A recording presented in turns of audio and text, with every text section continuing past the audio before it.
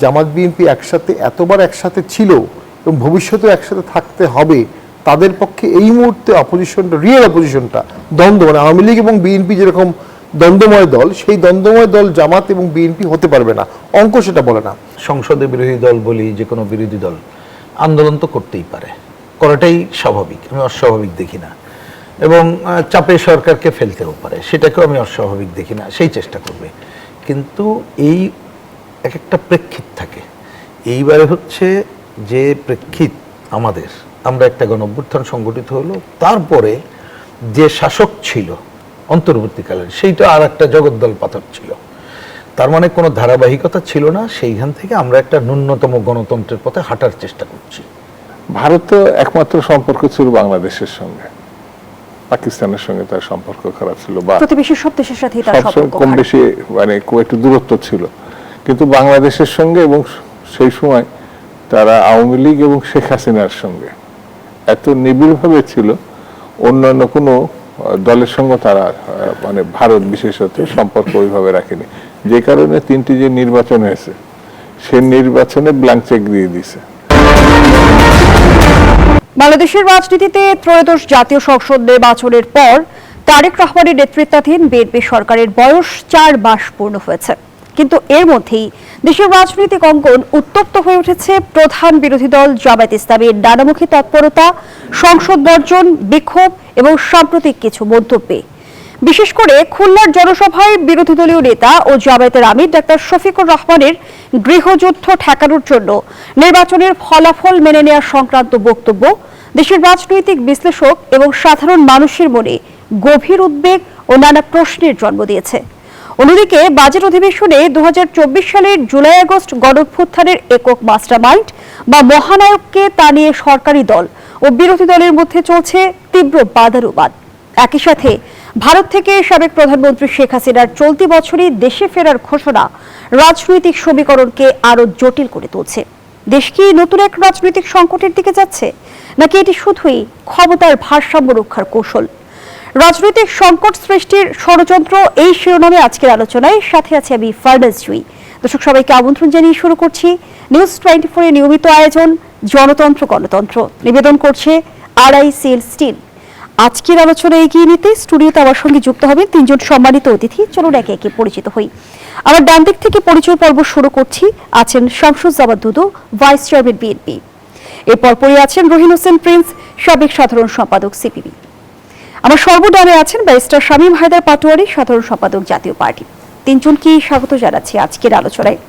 জনাব শামসুজ্জামান দুদু, আপনাকে দিয়ে আলোচনাটা শুরু করি। যেমনটি বিরোধী দলীয় নেতা জামায়াতের আমির ডাক্তার শফিকুর রহমান বলেছেন, গৃহযুদ্ধ ঠেকানোর জন্য নির্বাচনের ফলাফল মেনে নিয়েছে। এই মন্তব্যকে কি আসলে পলিটিক্যাল রেটরিক হিসেবে দেখবেন, নাকি গভীর বিশ্লেষণের প্রয়োজন রয়েছে? আপনাকে ধন্যবাদ। আমার দুজন সহযোগী আলোচক, বিচক্ষণ আলোচক এবং যারা দেখছেন এই অনুষ্ঠান, সকলকে শুভেচ্ছা।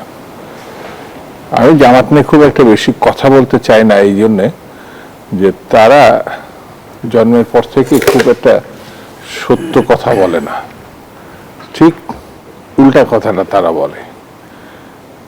যেমন গত নির্বাচন সম্বন্ধে বোধবুদ্ধ যদি তার কাজ করত, মানে এত সুন্দর গ্রহণযোগ্য স্বাভাবিক একটা নির্বাচনকে উনি গৃহযুদ্ধ ঠেকানোর অভিপ্রায়ে এই নির্বাচন মেনে নিয়েছেন। তো এই জিনিসগুলো উনি যদি বুঝতেন যে সাধারণ মানুষও সহজভাবে নিবে না, তাহলে হয়তো বলতেন না। জামাতের সেক্রেটারি মাঝে মধ্যেই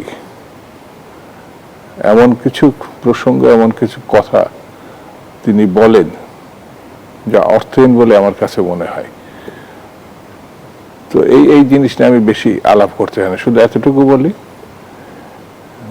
এই দেশে কিন্তু কমিউনিস্ট পার্টির পরে তারা হচ্ছে অনেক পুরাতন রাজনৈতিক দল হিসাবে স্বীকৃত। পাকিস্তানের জন্মলগ্নেই তাদের জন্ম, তারপরে বাংলাদেশ, তারপরে এই যে সুদীর্ঘ সময় অতিক্রম করেছে। দ্বিতীয় ক্ষেত্রে বিএনপি, তারপরে জাতীয় পার্টি বা অন্যান্য পার্টি যেসবগুলো আছে সেসব দল। কিন্তু প্রবীণদের যে দায়িত্ব থাকে অর্থাৎ বয়সের ভারে যারা এগিয়ে থাকে তাদের যে দায়িত্ব থাকে সেই দায়িত্ব বোধহয় তাদের মাথার মধ্যে আছে বলে আমার কাছে মনে হয় না। বাংলাদেশে বর্তমানে গণঅভ্যুত্থান পরবর্তী সবচেয়ে গুরুত্বপূর্ণ বিষয় হচ্ছে মানে নির্বাচন তো পরে অবশ্যই, সেটি হচ্ছে স্থিতিশীলতা রক্ষা করা। হ্যাঁ, সরকারকে বিরোধী দল হিসাবে তারা সমালোচনা করবে, ভুলগুলো ধরে দেবে, কিন্তু 24শে গণঅভ্যুত্থানের পরে এবং 12ই ফেব্রুয়ারি নির্বাচনের পরে দায়িত্বশীলতা রাজনীতিবিদদের মধ্যে দায়িত্বশীল ভূমিকা যদি আমরা পালন করতে ব্যর্থ হই তাহলে দেশে জনগণ হতাশ হবে এবং দেশি বিদেশি যেসব ষড়যন্ত্রকারী শক্তি তারা উৎসাহিত হবে। সেই হিসাবে জামাত দায়িত্বপূর্ণ ভূমিকা পালন করবে, এটা আমি প্রত্যাশা করি। কিন্তু জামাত কেন বারবার অভিযোগ করছে? তারা বলছে বিএনপি একদলীয় শাসনের দিকে অগ্রসর হচ্ছে, আরো একটি বিপ্লব অনিবার্য। বিপ্লব করলে তো তারা করতই, আর একদলীয় শাসন 4 মাস বয়সে সরকারের। আমি বুঝতে পারি না আওয়ামী লীগ বিএনপি এক ধাসে ফেলে দাও, এটা ফ্যাসিস্ট। হ্যাঁ, একটা কারণে তারা এটা বলতে পারে, সেটা হচ্ছে যে গণহত্যায় তারা এই দেশের শ্রেষ্ঠ। মানে 71 সালে যে গণহত্যা লক্ষ লক্ষ, আর আওয়ামী লীগের হাজার হাজার, এই জায়গাটাই তাদের ভিতরে একটা সক্ষতা থাকতে পারে। আওয়ামী লীগও যে কথা বলে তার ধারাবাহিকতা তার মধ্যে থাকতে পারে। তো একদল উনিরা যে প্রেক্ষাপটে বলছেন, যে অবস্থায় বলছেন, সেটা আমার কাছে মনে হচ্ছে বাদ কি বাদ, এটার কোনো গুরুত্ব নাই। অসংখ্য ধন্যবাদ জানাচ্ছি জনাব শামসুজ্জামান দুদু। জনাব রহিল হোসেন প্রিন্স, যেমনটি আমরা দেখছি যে ইতিমধ্যে বিরোধী দল ধারাবাহিক আন্দোলন চালিয়ে যাচ্ছে রাজপথে। এই যে আন্দোলন, সেটিকে আসলে আমরা যদি বলি যে গণতান্ত্রিক চাপ সৃষ্টি নাকি আসলে রাজনৈতিক অস্থিরতা তৈরির কৌশল? আপনাকে ধন্যবাদ। আমাদের সিনিয়র আলোচক দুদু ভাই, শামীম ভাই, তাদেরকে ধন্যবাদ জানাই। যারা শুনছেন শুভেচ্ছা জানাই। দেখেন, আমি খুব পরিষ্কার করে যা বুঝি তাতে হচ্ছে এটা মনে রাখা দরকার যে সংসদে বিরোধী দল বলি, যে কোনো বিরোধী দল আন্দোলন তো করতেই পারে, করাটাই স্বাভাবিক, আমি অস্বাভাবিক দেখি না। এবং চাপে সরকারকে ফেলতেও পারে, সেটাকেও আমি অস্বাভাবিক দেখি না, সেই চেষ্টা করবে। কিন্তু এই এক একটা প্রেক্ষিত থাকে। এইবারে হচ্ছে যে প্রেক্ষিত আমরা একটা গণঅভ্যুত্থান সংগঠিত হলো, তারপরে যে শাসক ছিল অন্তর্বর্তীকালের, সেইটা আর একটা জগদ্দল পাথর ছিল। তার মানে কোনো ধারাবাহিকতা ছিল না। সেইখান থেকে আমরা একটা ন্যূনতম গণতন্ত্রের পথে হাঁটার চেষ্টা করছি। তাহলে সেই জায়গাতে আরও বেশি হয়তো অনেকে দায়িত্বশীল আচরণ যারা আশা করেছিল, তারা হয়তো এটা নিয়ে কোশ্চেন করতে পারে, এইটাই।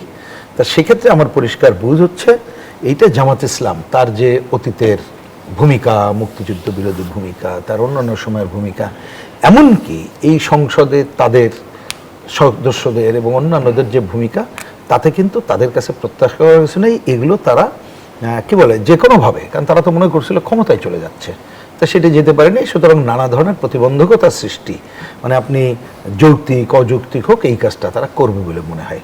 কিন্তু আমি এই সুবাদে বলতে চাই, আপনি আলোচনার শিরোনামে যেটা শুরু করেছেন, আমি এইটাকে খুব গভীর এবং গুরুত্ব দিয়ে বিশ্লেষণের পক্ষে। সেটা হচ্ছে খুলনায় যে বক্তৃতাটা করলেন গৃহযুদ্ধ, আমি বেশি ব্যাখ্যা না করেই বলি, একটু খেয়াল করেন যে তারা তো যুদ্ধটা বোঝে। তারা যখন প্রথমে রাজনীতি করার সুযোগ পেল, প্রথম বেনামে, তারপরে যখন আসলো তাদের ছাত্র সংগঠন দিয়ে কিন্তু রক্কাটা থেকেই তারা শুরু করলো। এবং চট্টগ্রাম বিশ্ববিদ্যালয়, রাজশাহী বিশ্ববিদ্যালয়, খুলনায় বিএল কলেজ, কমার্স কলেজ, এই ধারাবাহিকতায় এই কাজগুলো করলো। ঢাকাতে ঢাকা বিশ্ববিদ্যালয় ওই সময় কোনো সুযোগ পায়নি, কারণ ওইখানে একটা সর্বদলীয় ঐক্যই গড়ে উঠেছিল। সেইটা তাদের বিভিন্ন পদে পদে, এর বাইরে কিন্তু তাদের আপনি চরিত্রগুলো দেখবেন না।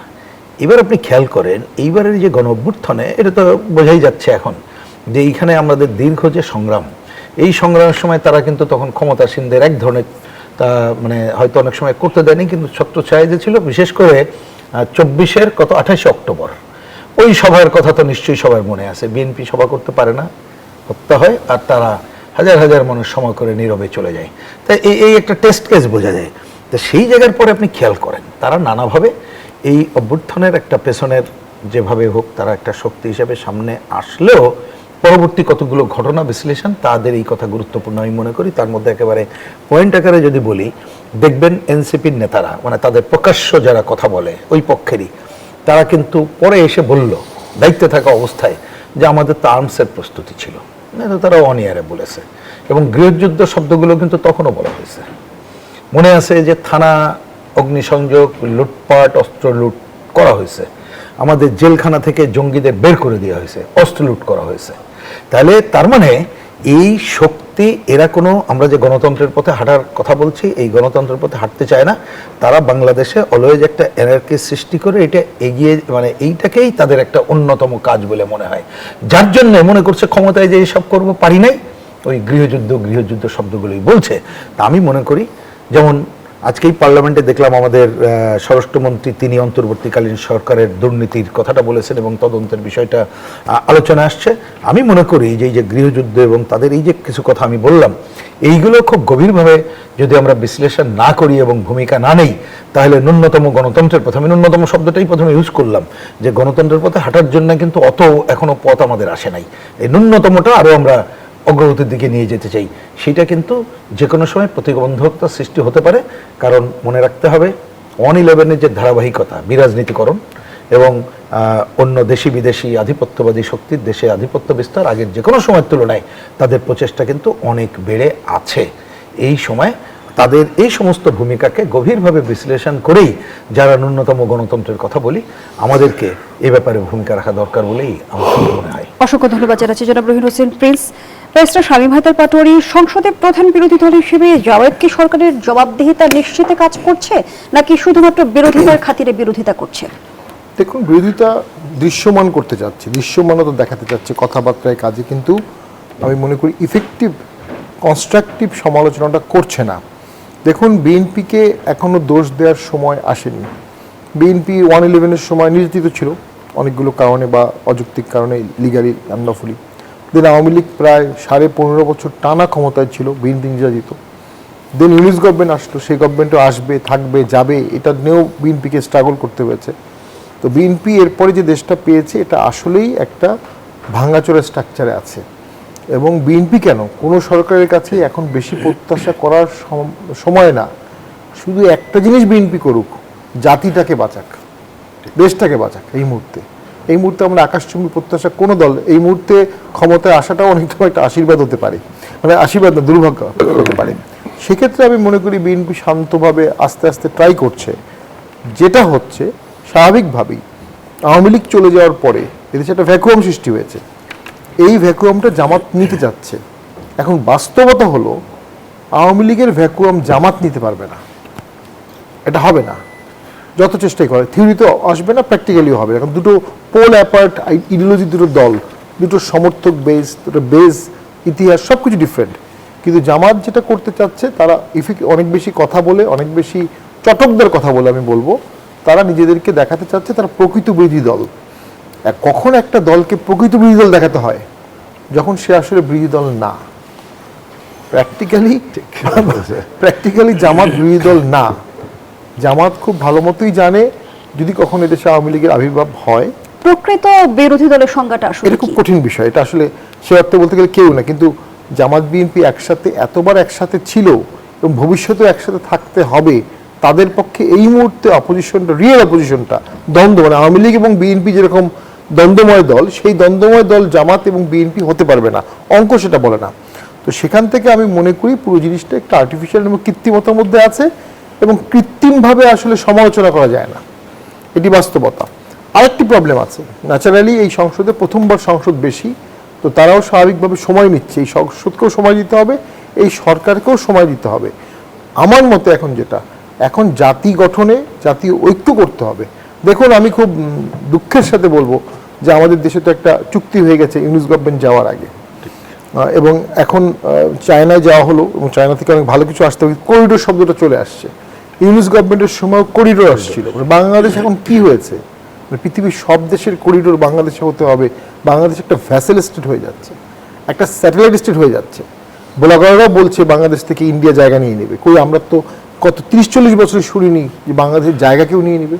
তার মানে বাংলাদেশে এখন জাতীয় ঐক্যে চির ধরেছে। কি করলে জাতীয় ঐক্য আসবে, কি করলে কোনো দেশের আমাদের ল্যান্ড নিয়ে কথা বলতে পারবে না, কি করলে আমাদের উপর অন্যায্য চুক্তি দিতে পারবে না, সেইটা বর্তমান গভর্নমেন্টকে করতে হবে। অর্থনীতির মতো ভালো হবে, স্ট্রাকচারের মতো ভালো হবে, কিন্তু জাতি নষ্ট হয়ে গেলে সে জাতি তো আর ঠিক হবে না। কিন্তু চায়নার সাথে যদি বাংলাদেশের কৌশলগত সুসম্পর্ক তৈরি হয়, সেখানে ভূ রাজনৈতিক ঝুঁকি তৈরি হবে কি? এটা খুব জটিল ইস্যু, কারণ টাকা যখন দরকার হবে, পৃথিবীতে কেউ বাংলাদেশকে টাকা দিবে না। টাকা দিলে চায়নাই দিবে, দেওয়ার মতো টাকা চায়নারই আছে, এবং চায়না যদি সে টাকাটা রাজনৈতিক কারণ ছাড়া অর্থনৈতিক কারণে দেয়, অবশ্যই এটা আমাদের নিতে হবে। এখন চায়না যদি এর বিনিময়ে কোনো রাজনৈতিক কৌশল করতে চায়, তার ব্যাম্বু কার্টেন বাড়াতে চায়, তার যে বাঁশের বেড়া যেটা ইউরোপে গিয়ে থেমে গিয়েছিল সেটা বাড়াতে চায়, সেটা আবার অনেক রাষ্ট্র মানবে না। একটা প্রবলেম আছে, চায়নার পলিটিক্যাল ইন্টারেস্ট যখন আসে তখন কিন্তু ভারত এবং আমেরিকা সে বিষয়ে এক। এই ইকুয়েশনটা গভর্নমেন্ট অবশ্যই মাথায় এবং যে রেখে- করিডোরের কথা আপনি বলছিলেন, নতুন প্রস্তাবে আমরা দেখছি ভারতকে বাদ দিয়ে করিডোরের প্রস্তাব করা হয়েছে। ভারতের চোখ রাঙানি উপেক্ষা করে সেটি বাস্তবায়ন আদৌ সম্ভব কি? দেখুন, ওটা হবে মায়ানমারের ভিতর থেকে। ওখানে তিনটি প্রশ্ন আছে। প্রথম প্রশ্ন হচ্ছে, মায়ানমারের ভিতর থেকে রাস্তা যখন আসবে, তার আগে আমাদের সমাধান করতে হবে রোহিঙ্গা ইস্যু। আমি জানি না এবার আলোচনায় রোহিঙ্গা ইস্যু ছিল কিনা। যদিও পররাষ্ট্রমন্ত্রী কিন্তু জানিয়েছেন। হ্যাঁ, আমি 18 সালে যখন চায়না গিয়েছিলাম, চাইনিজ কমিউনিস্ট পার্টির ইনভাইটেশনে, আমরা তখন বারবার ইস্যুটা বলছিলাম, কিন্তু তখন চাইনিজরা এটা কোনো অ্যান্সার দেয়নি। তো আমাদের চায়নার সাথে সম্পর্কের প্রথম শর্ত হওয়া উচিত যে আপনারা এখান থেকে রোহিঙ্গাদেরকে রিপ্যাট্রিয়েট নেওয়ার ব্যবস্থা করেন। দুটো ইস্যু আছে, যদি করিডোরটা হয়, যেটা অবশ্য আমরা এক্সপার্ট আমি বলতে পারবো না, সেই করিডোরটা কিন্তু দুই গভর্নমেন্টের উপর দিয়ে যাবে। বর্তমানে যে জান্তা গভর্নমেন্ট তার উপর দিয়ে যাবে, আবার বিদ্রোহী যে রাখাইন গভর্নমেন্ট আছে তার উপর দিয়ে যাবে। এই দুই গভর্নমেন্ট কি বাংলাদেশকে করিডোর দেওয়ার ব্যাপারে রাজি হবে? দুই গভর্নমেন্ট তো কোনো বিষয়ে আজ পর্যন্ত রাজি হয়নি, আমরা দেখিনি আর কি। আরেকটা ইস্যু আছে, ওর পাশেই সিত্তে বন্দর বলে একটা বন্দর আছে যেটা ইন্ডিয়ানরা তৈরি করছে, এবং কালাহান মাল্টি মডেল প্রজেক্ট আছে। এই প্রজেক্টের সাথে এটা কনফ্লিক্ট হতে পারে। তো খুব ভালো হতো যদি বাংলাদেশ, ইন্ডিয়া, চায়না, নেপাল, ভুটান, যেটা সার্ক জিয়াউর রহমানের আইডিয়া ছিল, তার সাথে চায়নাকে ইনক্লুড করে আমাদের যদি এই এলাকায় এই সবগুলো দেশ মিলে আমরা রাস্তা করতে পারতাম, অথবা কোনো দেশে কোনো বর্ডার থাকতো না, 7টা দেশে, তো ইউরোপিয়ান ইউনিয়নের মতো, সেটা হলে আমাদের মতো ছোট দেশের যেটা হতো, বহুমুখিতা আসতো, অ্যাক্সেসিবিলিটি বাড়তো, এবং আমাদের তখন যত মুভমেন্ট বাড়বে তত আমাদের বিজনেস বাড়বে এবং ডিপেন্ডেন্সি কমবে। তো সেইটার জন্য আসলে সকল দেশকে একসাথে বসতে হবে যে আমাদের এই সাউথ ইস্ট রিজিয়নকে আমরা নিজেদের মতো করে করব, এবং নিজেদের মধ্যে বর্ডার থাকবে, বাইরের কোনো দেশ এখানে, বাইরের কোনো মহাদেশের কেউ এখানে ইন্টারফেয়ার করবে না। এই লিডারশিপটা এখন আমাদের এখানে ভ্যাকুয়ামটা আছে। অসংখ্য ধন্যবাদ জানাচ্ছি জনাব শামসুজ্জামান দুদু। একদিকে আমরা দেখছি তিস্তা মহাপরিকল্পনারই আলোচনা হচ্ছে, অন্যদিকে আবার অর্থনৈতিক করিডোর নিয়ে এক ধরনের আলোচনা রয়েছে, কিন্তু বাংলাদেশের স্বার্থ অক্ষুণ্ণ রেখে ভূ রাজনৈতিক ভারসাম্য কিভাবে নির্ধারণ করবে সরকার? সরকার এবং সরকার প্রধানের একটা স্লোগান আছে, তিনি তার গত 20 বছর ধরে তিনি এই কথাটা বলেছেন, সেটা হচ্ছে সর্বাগ্রে বাংলাদেশ, প্রথম বাংলাদেশ। বাংলাদেশকে উন্নয়নের চূড়ান্ত পর্যায়ে নিয়ে যাওয়া, রক্ষা করা, সম্প্রসারণ করা, এর মানে এটাই মূল কনসেপ্ট। এটাকে ঘিরে আপনি ভূ রাজনৈতিক অবস্থান বা আমাদের যেমন আগে যেভাবে সম্পর্ক ছিল ভারতের সঙ্গে, ঠিক তেমনি এখন আমরা চীনের সঙ্গে সম্পর্কে যাচ্ছি মানে এখনো এটা চূড়ান্ত না, সম্পর্কগুলো আস্তে আস্তে তৈরি হয়। যেটা পাটোয়ারি সাহেব চমৎকার করে ব্যাখ্যা করেছেন যে চীনের সঙ্গে আমাদের সম্পর্কটা হলে আমাদের এখন উন্নয়ন তৎপরতার জন্য যে সমর্থন, যে অর্থ যেটা প্রয়োজন, সেটি তাদের আছে, তাদের সঙ্গে। আর আমার কাছে যেমন মনে হয়েছে সরাসরি আমেরিকা যে বা ইউরোপ রাজনীতি মানে অর্থের সঙ্গে রাজনীতির যে মিশেল দেয়, সেটা চীন কিন্তু এই মুহূর্তে সেই ধরনের ঘটনাই নাই। তারা কমপ্লিটলি তাদের যে রাজনীতি, সেই রাজনীতি অর্থনৈতিক বিবেচনার মধ্য দিয়ে তারা কিন্তু এগোতে চায়।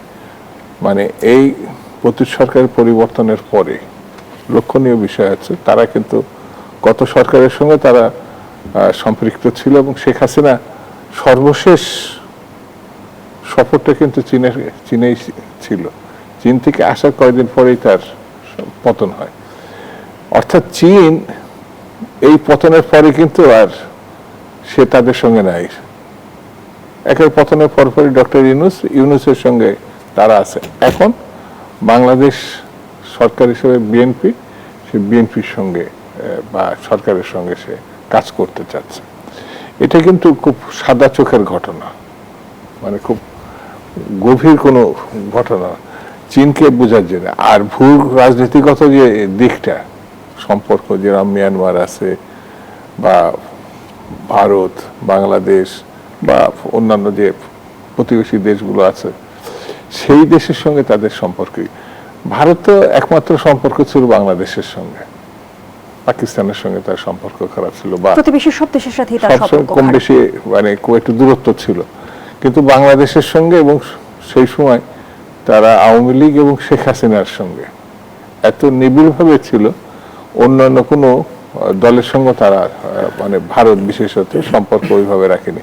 যে কারণে 3টি যে নির্বাচন হয়েছে, সে নির্বাচনে ব্ল্যাঙ্ক চেক দিয়ে দিছে। নির্বাচনের আগে এটা গণতান্ত্রিক নির্বাচন বা যা যা বলার মানে সমর্থনের জন্য সবগুলোই তিনি বা তারা এই কথাগুলো বলছে। সেই জন্যে তারা আমাদের একটা অতীত আছে, বন্ধুত্বপূর্ণ ঘটনা আছে, সব আছে ভারতের সঙ্গে। আমার 3 দিকের যে বর্ডার, সেটা আমাদের ভারতের সঙ্গেই আছে। যেমন এখন দেখেন, আমি একটা লক্ষণীয় বিষয় যে তারেক রহমান সাহেব মানে চীনে যাওয়ার পরে খুব চট করে কোনো আলোচনা ছাড়াই কিন্তু পর্যটন ভিসা তারা স্টার্ট করেছে। মানে তাদের যে আগ্রহটা, মানে পর্যটন ভিসা তারাই বন্ধ করছিল, তারপরে বাংলাদেশ এটা বন্ধ করছে। বাংলাদেশ বন্ধ করেনি, কিন্তু তারা বন্ধ করছে, বাংলাদেশ বন্ধ করছে। তো এখন তারা আবার এটা ওপেন করছে। তো প্রশ্নটা হচ্ছে যে ভারতের সঙ্গে আমাদের দেশের যে সম্পর্কটা দ্বিপাক্ষিক হলে, মানে সমমর্যাদার হলে, হ্যাঁ আমাদের তো তাদের মানে প্রয়োজন নেই এমন যেমন ঠিক না, প্রয়োজন আছেই এবং সে ছাড়া এটাও ঠিক না। দ্বিপাক্ষিক ঘটনাটা থাকতে হবে।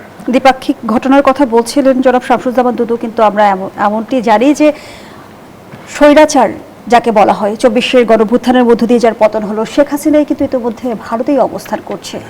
সেই জায়গা থেকে আমরা বিভিন্ন সময় শুনে এসেছি যে দিল্লি আওয়ামী লীগকে পুনর্বাসনের এক ধরনের চেষ্টা চালাচ্ছে। সেই বিষয়টি আলোচনায় আনতে চাই। রাজনীতিতে কি প্রভাব থাকতে পারে সে বিষয়ে আপনার কাছে প্রশ্ন রেখে গেলাম। বিরতির সময় হয়েছে, বিরতি নিয়ে ফিরছি। তো গণতন্ত্রের এই পর্যায়ে একটা বিরতি নিচ্ছি, সাথেই থাকুন। আবার আমন্ত্রণ, দেখছেন নিউজ 24 এর নিয়মিত আয়োজন গণতন্ত্র। নিবেদন করছে RICL স্টিল। আমরা আবারও ফিরছি আলোচনায়। জনাব শামসুজ্জামান দুদু, একদিকে আমরা দেখছি যে পতিত স্বৈরাচার শেখ হাসিনা ভারতে অবস্থান করছে এবং দিল্লি এক ধরনের নীল নকশা জারি রেখেছে আওয়ামী লীগ পুনর্বাসনের, এমন অভিযোগও শোনা যায়। এবং সাম্প্রতিক সময় দেখা গেল যে NDTV-কে দেওয়া সাক্ষাৎকারে শেখ হাসিনা নিজেই জানালেন চলতি বছরেই দেশে ফিরবো। সরকার এই বিষয়টাকে কিভাবে দেখছেন? চলতি বছর কেন, এই মাসে তো আরো 1 দিন না 2 দিন আছে।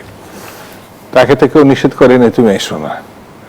সবাই কিন্তু চাচ্ছে সে আসুক, বিচারে মুখোমুখি হোক। তার ইতিমধ্যে যে রায়গুলো হয়েছে সেটা যে সে আপিল করতে চাই করুক, কিন্তু তার কি নিজে, যেমন এই যে পালিয়ে গেছে, এটা কিন্তু তার নিজের উদ্যোগ। এটা অন্য কোনো রাজনৈতিক দলকে বা অন্য কোনো, সে নিজে যে পরিস্থিতি সৃষ্টি করছিল, সে নিজে জীবন সংশয়ের কথা চিন্তা করে বা ভেবে, মানে এই যে পলায়ন বাংলাদেশের রাজনীতিতে, মানে সরকার আসছে গেছে, জেল পর্যন্ত গেছে, অনেক ঘটনা এর মধ্যেই কিন্তু সীমাবদ্ধ। কিন্তু এইভাবে একটা দল, তার প্রধান, তার কর্মী, নেতা সবাই দেশ ছাড়া হবে, এটা কিন্তু আমার মনে হয় কয়েকশো বছর ইতিহাসে এটা খুঁজে পাওয়া যাবে। তো সেই কারণে তার অপকর্ম, তার যে দুঃশাসন, এইগুলো তার দায়িত্ব নিতে হবে। আর এই আশার মানে সে মনে হচ্ছে যেন একটা হুমকি দিচ্ছে, আমি এখনই চলে আসবো, এই মাসেই আসবো। এর আগে আরো মারাত্মক কথা বলছে, আমি লিস্ট করছি 200 অতজনকে করছে। রাজনীতিবিদ, সে তো অত্যন্ত দায়িত্বশীল একটা পদে ছিল, আওয়ামী লীগের একাধিকবার সভাপতি, সভানেত্রী। একাধিকবার প্রধানমন্ত্রী, বিরোধী দলের নেতা, তার রাজনৈতিক পরিবার থেকে তিনি আসছেন, কিন্তু তার আচার আচরণ, কথাবার্তা, চাল চলনে আমি খুব মানে অবাক হই যে এর মানে সবকিছুর সঙ্গে এটা মেলে না তার চাল চলনে। সেই জন্যে সব থেকে ভালো হচ্ছে যে কারণে তিনি দেশ ছাড়ছেন তার সেই ব্যাপারে অনুতাপ আছে কিনা। মানুষ এই যে নির্বিচারে ছেলে মেয়েদেরকে গুলি করে মারছে, এই ব্যাপারে তার বক্তব্যটা কি? তিনি রাজনীতিতে ফিরবেন কি দেশে আসবেন সেটা তো আরো পরের ব্যাপার। এই বিষয়গুলো তার একটা মানে সিদ্ধান্ত এবং বক্তব্য থাকা উচিত, যেটি কিন্তু ধারে কাছে তিনি কখনো যান না। সেই জন্য আমার কাছে মনে হয়েছে তার ফিরে আসার প্রধান পদক্ষেপ হবে আইনের মুখোমুখি হওয়া।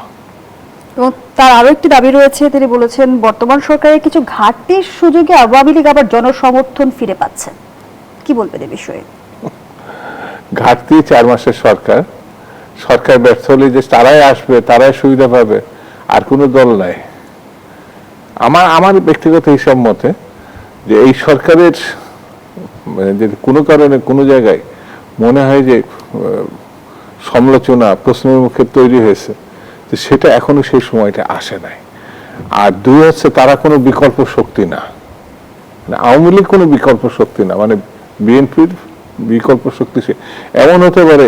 তাহলে কি জামাত, জাতীয় পার্টি, কমিউনিস্ট পার্টি বা অন্য কোনো পার্টি একটা ব্যর্থতা বা একটা সফলতার মধ্যে একটা মেরুকরণের প্রশ্ন আছে। আমরা যা প্রত্যাশা করিনি সেরকম একটি শক্তিও সামনে আসতে পারে রাজনীতির। তবে বিএনপির বিকল্প শক্তি আওয়ামী লীগ না। ধন্যবাদ জানাচ্ছি জনাব শামসুজ্জামান দুদু। জনাব রুহিন হোসেন প্রিন্স, সত্যিই কি শেখ হাসিনা মৃত্যুদণ্ডের রায় উপেক্ষা করে দেশে ফিরবে, নাকি এটি সমর্থকদের প্রতি স্রেফ একটি রাজনৈতিক বার্তা? না, আমার মনে হয় এটা সময় বলে দেবে। মানে এইখানে এই প্রশ্নের উত্তর অন্ততপক্ষে আমি যতটুকু বুঝি হ্যাঁ না বলার সময় আসে নাই। যদি বাংলাদেশের পরিবেশ পরিস্থিতিটা এই রকমের হয়, তিনি তো হ্যাঁ প্রথমে তো খুবই স্বাভাবিক তার দলীয় নেতাকর্মী বা তার জায়গায় তাদেরকে অনেক বেশি অনুপ্রাণিত করে রাখার বা জীবন্ত রাখার জন্য তিনি প্রথম করছেন। তারপরে যদি তিনি পরিবেশ পরিস্থিতি বোঝেন যে আমি দেশে গেলে তাকে তো আসলে প্রথমে তো আইনের মুখোমুখি হতেই হবে, এটা নিয়ে তো কোনো দ্বিধাদ্বন্দ্ব নাই। কিন্তু সেই আইনের মুখোমুখি হওয়ার পরে তাকে তো নিশ্চয়ই এটা বুঝতে হবে যে আইন কতটুক কী হবে, হয়তো তার একটা ধারণা আছে, কিন্তু তার দলের কর্মী সমর্থকদের ভূমিকা কি হবে এর উপরেই আসলে নির্ভর করবে। এটা হচ্ছে জেনারেল রাজনৈতিক অঙ্ক আমি বললাম। কিন্তু এটা মনে রাখতে হবে তিনি যেভাবে চলে গেছেন বলে এখনো আমরা হয়তো সবটা জানি না, সাধারণভাবে জানি, নানা কথাবার্তা আসছে। এই জায়গায় মনে রাখতে হবে বাংলাদেশের খেলোয়াড় কিন্তু যেভাবে আমরা খুব সরলীকরণ করে এইখানে অন্য অন্য রাজনৈতিক দল, আমি বিশেষ করে যারা ক্ষমতাশ্রয়ী, প্রধানত ক্ষমতাটা যাদের কাছে আসে তাদের কথা বলছি, যে তারা তাদের নেতা কর্মী না, তাদের উপরে নির্ভর করে না। এক্ষেত্রে দেশি বিদেশি বহু খেলোয়াড় আছে, সুতরাং এই খেলোয়াড়দের উপরই অনেক কিছু নির্ভর করছে। সেই সব কথা বলার সময় এখন আসছে বলে আমার কাছে মনে হয় না। বরঞ্চ আমার কাছে মনে হয় আমরা এই যে এত বড় একটা সংকট উত্তরণ করে যে গণতন্ত্রের পথে যাত্রা করেছি, এইটা যাতে কোনোভাবেই আমাদের ভেতর থেকে বা বাইরের থেকে প্রতিবন্ধকতা না করতে পারে, সেই কাজটাই করা দরকার বলে আমার কাছে মনে হয়। আর সরকার নিয়ে হ্যাঁ এটা ঠিক, আমরাও বলছি, এখানে অন্যরাও যা বললেন এটা তো ঠিকই আছে যে সব কথা বলার সময় আসে নাই।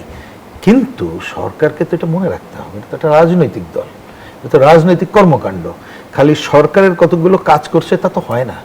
আমি কিন্তু সেইগুলো অনুপস্থিত দেখছি। রাজনৈতিক কর্মকাণ্ড, দলের কর্মকাণ্ড, দলের জায়গাটা, সেইটা যদি না হয়, অতীতে যেমন এক একটা শাসকরা তারা বিভিন্ন আমলা বা অন্যদের উপরে প্রধান নির্ভরশীল হয়ে গেছিল, তখন কিন্তু দেখবেন এই যে জনগণ বা অন্যরাই মুখ্য হবে না, অন্যরা এমন মুখ্য হবে অনেক সময় কিন্তু তখন হাতে আর বলটা থাকবে না, রাজনীতির জায়গায় থাকবে না। তা আমি আশা করব যে সেই জায়গাটা আমাদের হবে না। সেটা দরকার এই কারণে, কারণ আজকে হয়তো আমরা খুব একটা আলোচনা এখন করতে পারছি না, কিন্তু এটা তো খুবই স্বাভাবিক।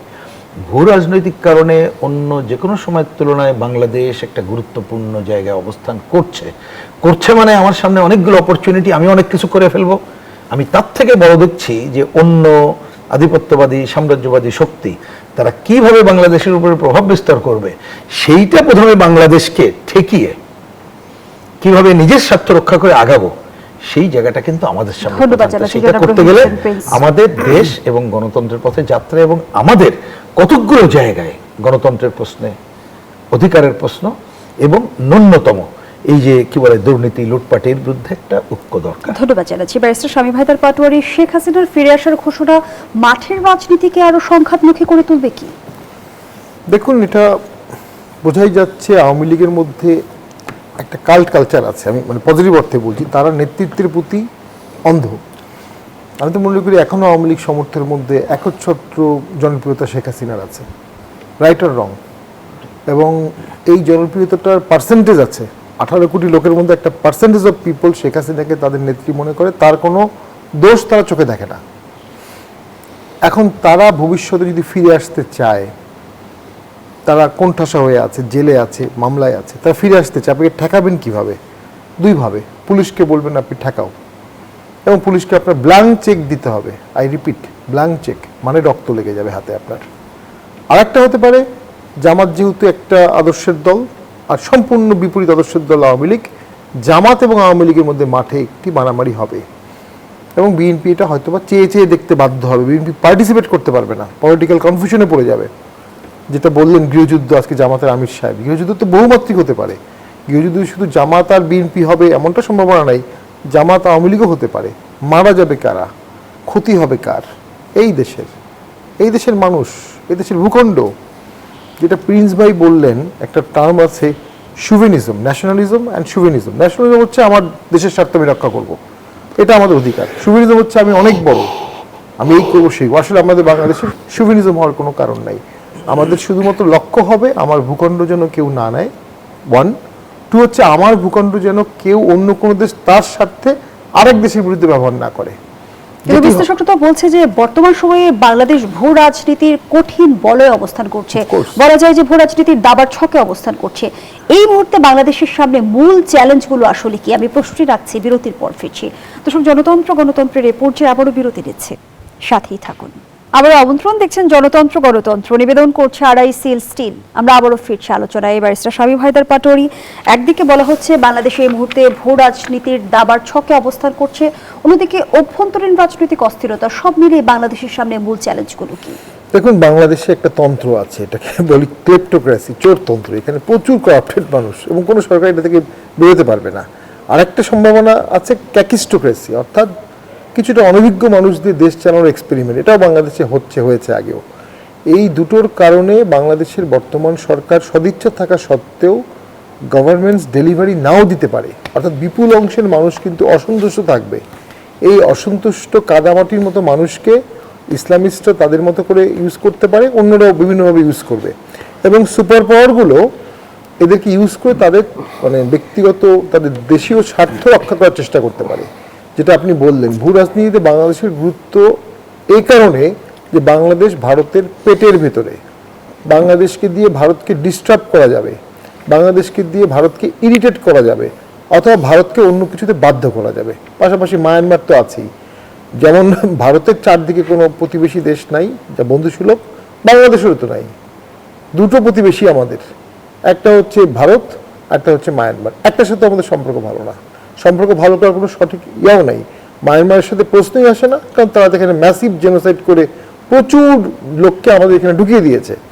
ভারত যেমন পুশিনের অভিযোগ আসছে, কয়টা লোক ভারত ঢোকাতে পেরেছে আর কতগুলো লোক মায়ানমার ঢুকিয়েছে হিসাব করেন তো, কম্পারিজন করলেই বোঝা যায়। কিন্তু ভারত বিরোধিতা এখানে একটা রেটোরিক, যেটা ইউজ করা খুব সহজ এবং যেটা দিয়ে জনপ্রিয়তা পাওয়া খুব সহজ। এটা ভারতের জন্য দুর্ভাগ্যজনক। ভারতকে বুঝতে হবে যে 71 সালে তারা যে দেশের জন্য অস্ত্র দিয়েছিল, খাবার দিয়েছিল, শেল্টার দিয়েছিল, স্বাধীন করতে সহায়তা করেছে যে দেশটাকে, সেই দেশে ভারত বিরোধিতা এত জনপ্রিয় হলো কেন? যেটা দুদুভাই কিছুটা বলেছে। ভারত সবগুলো ডিম এক বাস্কেটে রেখে দিয়েছিল আওয়ামী লীগ, সে বাস্কেটের নাম হচ্ছে আওয়ামী লীগ। যখন বাস্কেটটা পড়ে গেছে, এদেশের মানুষ সবাই একটা বিশাল অংশ অ্যান্টি ভারত হয়ে গেছে। বাট দেন অ্যাগেইন একটা বাস্তবতা আমাদের বুঝতে হবে, 71 থেকে আজ পর্যন্ত ভারত আমাদের 1 ইঞ্চি জায়গা নেয়নি। এবং বঙ্গবন্ধু আসার পরে অনেকে সেদিন একজন বললেন বঙ্গবন্ধু ভারতকে দেশ বিক্রি করে দিয়েছেন, একদম মিথ্যা কথা। বঙ্গবন্ধু আসার পরে প্রথম বলেছে ইন্দিরা গান্ধীকে, আপনি আপনার সৈন্য সরিয়ে নেন, প্রথম লাইন। এবং ভারত কিন্তু সৈন্য সরিয়ে নিয়েছে। অর্থাৎ এই দেশের জায়গা নেওয়ার প্রতি, এই দেশের স্বাধীনতা সার্বভৌমত্বের প্রতি ভারতের কোনো ইন্টারফারেন্সের ইচ্ছা নেই, যদি না এই দেশের ভূখণ্ড কেউ ভারতের বিরুদ্ধে টেরোরিজমে ব্যবহার করে, তখন কিন্তু ইন্টারন্যাশনালি আপনার জুরিসডিকশনে চলে আসবে। সেইটা সরকারকে হ্যান্ডেল করতে হবে। এখন সরকারের সামনে এত বড় বড় ইস্যু এবং এই 18 কোটি লোকের খাওয়া, চাকরি, ল অ্যান্ড অর্ডার সব কিছু মিলে পলিটিক্যাল ইস্যুটা সমাধান না করলে ইকোনমিক্স কীভাবে সমাধান হবে? সো পলিটিক্যাল ইস্যু সরকারকে যত দ্রুত সম্ভব সমাধান করে ফেলতে হবে এবং এই বিষয়ে কোনো হেজিটেশনের সুযোগ নেই। আমি একটা শেষ করে দিচ্ছি, বঙ্গবন্ধু এসে কিন্তু এক কথায় সবাইকে ক্ষমা করে দিয়েছিলেন, এক কথায়। যে রহমান এসে কিন্তু খুব দ্রুত জামাত আওয়ামী লীগকে রিভাইভ করে ফেলেছিলেন। পলিটিক্সে যেটা আপনাকে করতে হবে, এটাতে হেজিটেশন করলে অসংখ্য ইস্যু এখানে যোগ হয়ে যায়। তো আমি মনে করি বিএনপির সরকারের এখন সিদ্ধান্ত নেওয়ার, বিভিন্ন বিষয়ে সিদ্ধান্ত নেওয়ার সময় চলে আসছে। অসংখ্য ধন্যবাদ জানাচ্ছি ব্যারিস্টার শামীম হায়দার পাটোয়ারি। জনাব রহিন হোসেন প্রিন্স, বর্তমান রাজনীতির চ্যালেঞ্জগুলো জানতে চাই যদি আপনার কাছ থেকে, কি বলবেন, কিভাবে দেখছেন? না, খুব ছোট করে বললে, একটা আলোচনাকে বাদ দিয়ে আমি অভ্যন্তরীণ আলোচনা যদি করি, এটা যথাযথ হবে না। কারণ এই যে ভূ রাজনৈতিক আধিপত্য বিস্তারের অন্য যে জায়গাগুলো আছে, সেইখানে একটা ভারসাম্যপূর্ণ পরিবেশ এটা রক্ষা করতে হবে। ধরুন, আমি এজ এ বামপন্থী বা আমাদের দলের পজিশন থেকে বিবেচনা করলে আমি তো প্রথমেই বলবো যে আমেরিকা সাম্রাজ্যবাদ এই অঞ্চলে যে ডোমিনেশন তারা করতে চায়, ডোমিনেট করতে চায়, তার জন্য আঞ্চলিক উপ আঞ্চলিক জোট এটি একটা প্রধান দায়িত্ব হিসাবে পালন করতে হবে। তা সেইটা হয়তো বিএনপি সেই জায়গায় যাবে না। বিএনপি তারপরেও তাকে সবার সাথে একটা ভারসাম্যপূর্ণ পরিবেশ যদি রক্ষা করে চলতে না পারে, তাহলে যে কোনো সময় যে কোনো অঘটন তারা ঘটাতে পারে। কারণ এইবারের যে পরিবেশ আমরা দেখলাম, এই অভ্যুত্থানকে কেন্দ্র করে অনেক তথ্যপাত্য আমাদের কাছে এখন আসছে যে তারা আগে পরে যেভাবে তারা ডমিনেট করছে এবং আমাদের দেশের অভ্যন্তরে এমন এমন শক্তির খবর পাচ্ছি, তারা দেশের স্বার্থের বাইরে ওই স্বার্থ রক্ষা করায় তারা ব্যস্ত। সেইটা একটা রক্ষা করতে হবে। কিন্তু এই জায়গাটিতেও আমাদের রক্ষা কবচ হতে পারে যে দেশের অভ্যন্তরে ন্যূনতম সকলের গণতান্ত্রিক অধিকার নিশ্চিত করা, সেটি একটি চ্যালেঞ্জ। একটা চ্যালেঞ্জ হচ্ছে যেটা ধরেন এই যে মব এবং সন্ত্রাসের রাজত্ব যেটা ছিল, এখনও সেটা কিন্তু আমরা সমাধান করতে পারিনি, যে মানুষের ন্যূনতম নিরাপত্তার জায়গাটা করার জায়গা করতে হবে। আর একটা হচ্ছে, হ্যাঁ এটা ঠিকই, ওই জন্য চোরতন্ত্রের কথা বললেন, পরিবেশ পরিস্থিতিতে এগুলো আছেই, কিন্তু তারপরেও এইখানে লুটপাট, দুর্নীতি, চাঁদাবাজি ন্যূনতম এইটার সমাধান করতে হবে। আর সরকার ধরুন আগের যে সামাজিক নিরাপত্তা বেষ্টনীর যে জায়গাগুলো ছিল সেইটা অব্যাহত রাখার পাশাপাশি নতুন যে ধরনের কাজগুলো করছে দরিদ্র জনগোষ্ঠীর জন্যে, সেই জায়গাটিতে তারা দুর্নীতিমুক্তভাবে যদি করতে পারে, আর অন্তত পক্ষে, আমি অন্তত পক্ষে শব্দটা খুব বুঝেই ব্যবহার করছি, ধরুন অন্তর্বর্তীকালীন সময়ে কলকারখানা বন্ধ হয়ে গেছে, কর্মহীন হয়ে পড়েছে, সুতরাং নতুন কর্মসংস্থান সৃষ্টি করার চ্যালেঞ্জের সাথে সাথে বন্ধ কলকারখানা চালু সহ আর যাতে কলকারখানা বন্ধ না হয় তার জন্য একটা বিশেষ ভূমিকা তারা রক্ষার জায়গায় যেতে হবে। তাহলে মানুষ অন্তত পক্ষে চোখের সামনে বুঝতে পারবে যে আমার নিরাপত্তার নিশ্চিত করার কাজটা হচ্ছে, একই সাথে আমি চোখের সামনে আমার গণতান্ত্রিক অধিকার সংরক্ষণ এবং আমি কাজের অধিকারের জায়গাটা কিন্তু দেখতে পাচ্ছি। তা ন্যূনতম এই রকমের জায়গাগুলোর দিকে আমি এটা বলি যে সরকার যেমন ভূমিকা পালন করবে, একই সাথে সরকার আর দল এক না করে, যে ধরেন বিরোধী দলে থাকা অবস্থায় নির্যাতনের সময়ও বিএনপি যে ধরনের এই ধরনের জনগণের পক্ষের কাজগুলো করেছে, তা এখন সেই দলটি করবে না কেন? সেম টু, যে যখন কথা আমাদের ক্ষমতায় আসে সে দল এবং সরকারকে একাকার করে ফেলে, তাহলে তো জিনিসগুলো আপনি করতে পারবেন না। ধরুন উদাহরণ দিই, একটা ছোট্ট উদাহরণ দিই, কারণ বিদ্যুতের মূল্য এটা বাড়লে জনগণের ক্ষতি হবে, ডিজেলের দাম বাড়লে ক্ষতি হবে। এখন সরকার করেছে বলেই ওই দলকেই এর পক্ষেই গুণগানকে আগাইতে হবে, আমি এটাই বাংলাদেশে হয়। কিন্তু এইটা যদি করবেন তাহলে তো আপনি জনগণের থেকে আইসোলেটেড হয়ে অন্য জায়গায় চলে যাবেন। সেই জায়গাটা করতে হবে। ছোট্ট করে উত্তরটা দিব জনাব রহিন হোসেন প্রিন্স। আজ আমরা দেখলাম যে সংসদে গণঅভ্যুত্থানের মাস্টার মাইন্ড নিয়ে সরকার এবং বিরোধী দলের মাঝে তীব্র বাদানুবাদ হলো।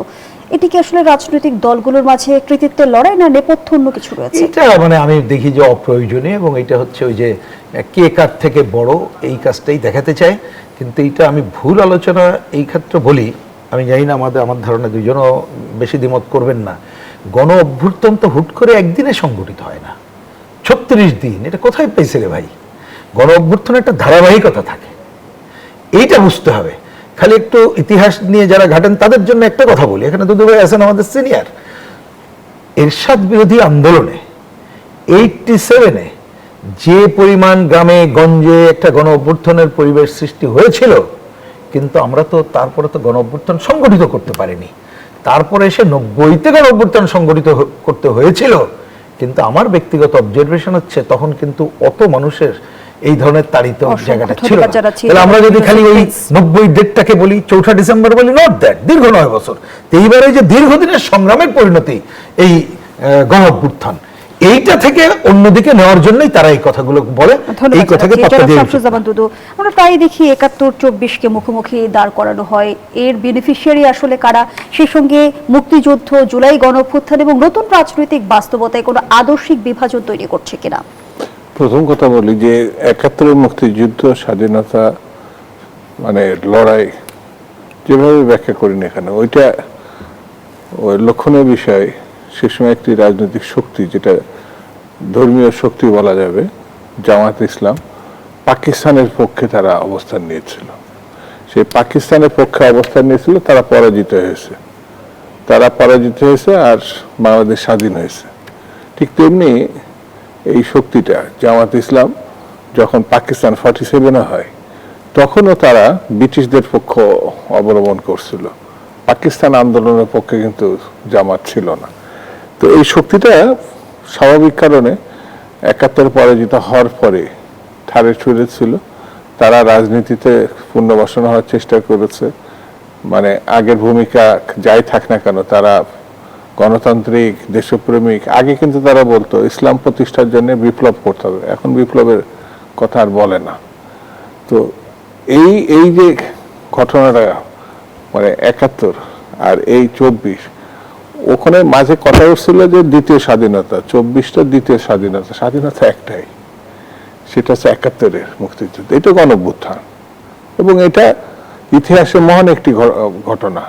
যেমন 90-এর একটা গণঅভ্যুত্থান, সেই গণঅভ্যুত্থান আর এই গণঅভ্যুত্থানের ভিতরে হয়তো কিছু দৃশ্যত কিছু মানে ভিন্নতা থাকতে পারে, কিন্তু গণঅভ্যুত্থান এটা স্বাধীনতা সংগ্রাম না, এটা হচ্ছে সেকেন্ড রিপাবলিক। কিছু কিছু কথা ও ঠিক ওই কালচার বা ওই রাজনীতি, ধর্মান্ধ রাজনীতি যারা করছে, যারা 71-কে স্বীকার করতে পারেনি আমার বিবেচনায়, তারাই হচ্ছে এটাকে সেকেন্ড রিপাবলিক, দ্বিতীয় স্বাধীনতা, এইসব। মানে আসলে রাজনীতিটা পরিষ্কার থাকতে হবে। সে স্বাধীনতার পক্ষে কাজ করছে, গণতন্ত্রের পক্ষে কাজ করছে না ফ্যাসিবাদের পক্ষে কাজ করছে, এটা যদি পরিষ্কার থাকে তাহলে পরে ওই সেকেন্ড মানে দ্বিতীয় স্বাধীনতা, অমক তমক, এই কথাগুলো আসবে না। তাদের রাজনীতিটা পরিষ্কার না। এই কারণে বলছি, তারা একটা ধর্মান্ধ গোষ্ঠী হিসাবে সবসময় দায়িত্ব পালন করছে। রাজনীতির স্বচ্ছতা নাই। এই রাজনীতির স্বচ্ছতা না থাকার কারণে তারা এই জায়গাটায় সিদ্ধান্ত নিতে ভুল করে, এখনো তারা করছে। সেই জন্য আমি মনে করি তাদের যে সুযোগগুলো সামনে এসছে, সেখানে তাদের তো উচিত হচ্ছে নিজেকে পরিশুদ্ধ করা। মানে অবস্থান পরিষ্কারের কথা আপনি বলছেন? পরিষ্কার না, পরিশুদ্ধ করা। কারণ 71-এ তাদের গায়ে কালো দাগ লেগে আছে, ওগুলোর জন্য জাতির কাছে ভুল হতেই পারে। আমাদের স্কুলে যখন ভুল হলে মাস্টারের কাছে আমরা ক্ষমা চেতাম না, আমাদের শাস্তি দিত, তারপর আমরা ক্ষমা চেতাম, তারপর মাফ করেও দিত। তো ওদের ওই ক্ষমা চাওয়ার বিষয়টি এখন স্পষ্ট না। ওইটা স্পষ্ট হলে পরে ওরা স্বাচ্ছন্দ্য জনগণের মধ্যে মিশে যেতে পারবে। আর মিশে গেলে ধন্যবাদ জানাচ্ছি জনাব রহিন হোসেন প্রিন্স, ধন্যবাদ জানাচ্ছি ব্যারিস্টার শামীম হায়দার পাটোয়ারি। আমরা আমাদের আয়োজনের একেবারেই শেষ পর্যায়ে, দর্শক এখানেই শেষ করছে জনতন্ত্র গণতন্ত্রের আজকের আয়োজন। ধন্যবাদ এতক্ষণ আমাদের সাথে থাকার জন্য।